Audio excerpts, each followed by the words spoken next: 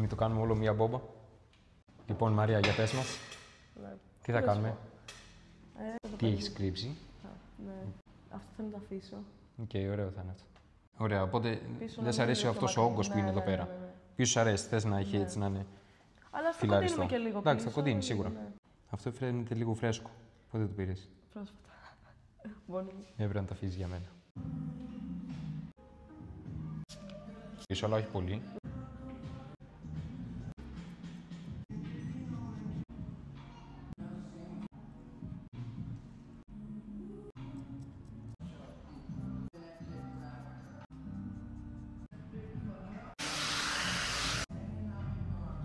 Λοιπόν, είσαι έτοιμη. Ναι.